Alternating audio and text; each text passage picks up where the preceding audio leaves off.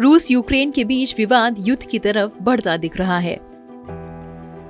रूसी राष्ट्रपति Vladimir Putin ने जैसे ही यूक्रेन में 2 प्रांतों को आजाद घोषित कर अपनी सेनाएं भेजी, पूरी दुनिया उनके खिलाफ खड़ी हो गई।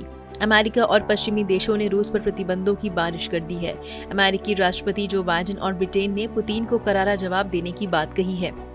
केवल भारत और चीन का रुख अभी स्पष्ट नहीं हो पाया है, लेकिन लगता है कि पुतिन अब जंग करके ही रहेंगे। रूसी संसद ने यूक्रेन पर हमले की इजाजत दे दी है। सबके मन में यही सवाल है कि यूक्रेन रूस तनाव में अब अगला चैप्टर क्या होगा। सबसे पहले हमले का यूक्रेन पर क्या असर होगा, रूस की राह कितनी मुश्किल है, ये जान लेते हैं।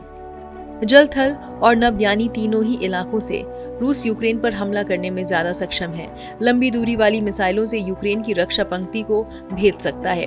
इंफॉर्मेशन और साइबर युद्ध में भी वह भारी है। ऐसे में यूक्रेन को झटका दे ही देगा।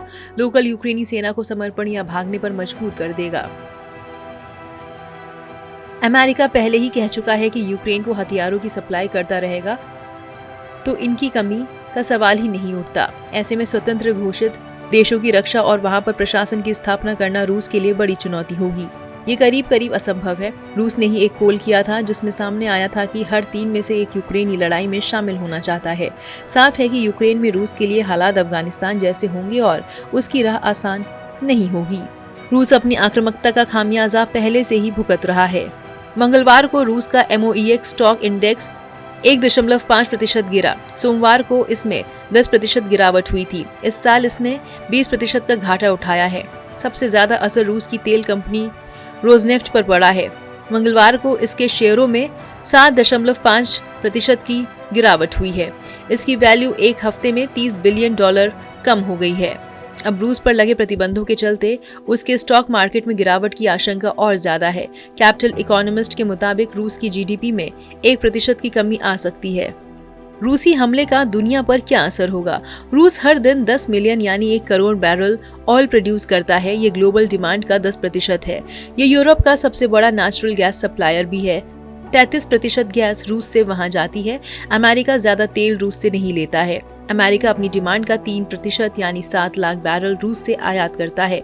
लेकिन जंग की स्थिति में वे भी प्रभावित होगा, क्योंकि तेल की कीमतें आसमान छूने लगेंगी। 2 राज्यों को स्वतंत्र देश घोषित करने के साथ ही 2% की तेजी ऑयल मार्केट में भी आई। पुतिन हमला करते हैं तो कच्चे तेल की कीमतें $100 से $120 प्रति बैरल तक पहुंच सकती है।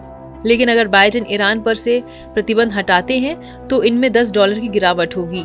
इसके अलावा रूस गेहूं का भी बड़ा निर्यातक है और अगर जंग होती है तो दुनिया में खाद्य संकट भी खड़ा हो सकता है।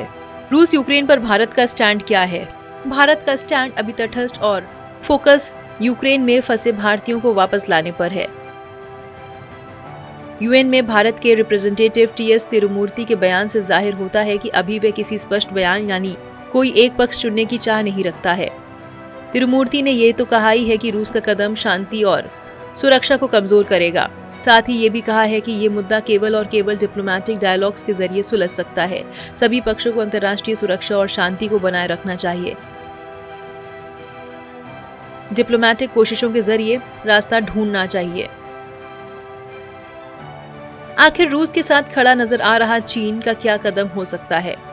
इस सारे मसले पर चीन भी संभल कर बयान दे रहा है। उसने अभी तक किसी भी पक्ष का खुलकर समर्थन नहीं किया है।